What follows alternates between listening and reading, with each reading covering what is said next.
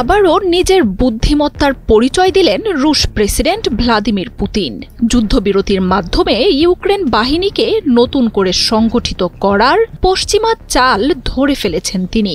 তাই ডোনাল্ড ট্রাম্পের সাময়িক যুদ্ধবিরতির প্রস্তাবে রাজিই হলেন না ভ্লাদিমির পুতিন। তবে ডোনাল্ড ট্রাম্পের সাথে বহুল আকাঙ্ক্ষিত এক ফোনালাপে ৩০ দিনের জন্য ইউক্রেনের বিধ্বস্ত জ্বালানি খাতে হামলা থেকে বিরত থাকার ঘোষণা দিয়েছেন তিনি। পুতিন সাফ জানিয়ে দিয়েছেন, পশ্চিমারা ইউক্রেনকে সামরিক ও গোয়েন্দা সহায়তা বন্ধ করার ঘোষণা দিলেই কেবল যুদ্ধবিরতিতে আসবেন তিনি। পুতিন এবং ডোনাল্ড ট্রাম্প ফোনে কথা বলেছেন প্রায় ২.৫ ঘণ্টা। মঙ্গলবার হোয়াইট হাউসের ওভাল অফিস থেকে রুশ প্রেসিডেন্ট ভ্লাদিমির পুতিনের ক্রেমলিনের অফিসে ফোন করেন মার্কিন প্রেসিডেন্ট ডোনাল্ড ট্রাম্প। দুই নেতাই ইউক্রেনে যুদ্ধ বন্ধের প্রয়োজনীয়তার কথা তুলে ধরেন, আর এতে যে টেকসই ও দীর্ঘমেয়াদী শান্তি স্থাপনের বিকল্প নেই সে কথাও জানান পুতিন।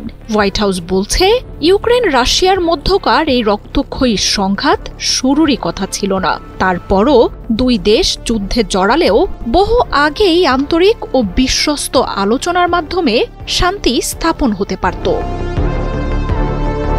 যুদ্ধের শুরু থেকে রাশিয়ার আক্রমণে ইউক্রেনের ৮০% জ্বালানি অবকাঠামো ধ্বংস হয়ে গেছে। ফোনালাপে রুশ প্রেসিডেন্টকে জ্বালানি অবকাঠামোতে ৩০ দিন হামলা বন্ধের অনুরোধ জানান ট্রাম্প। তাতে রাজিও হয়ে যান পুতিন। সামরিক বাহিনীকে সাথে সাথেই সেই বার্তা পৌঁছে দেয়া হয়।